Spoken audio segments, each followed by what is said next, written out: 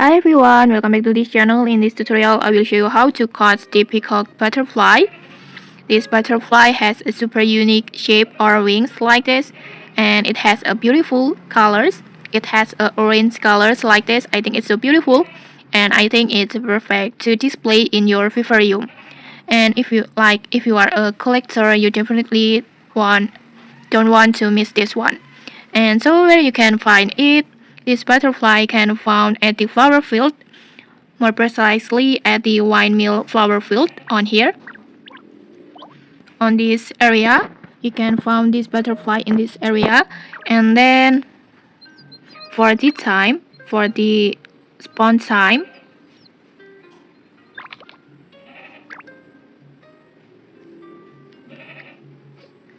you can catch it almost all time, all day like this. And then at the weather sunny, rainy and rainbow, almost all weather like this. So just go the flower field to catch this butterfly.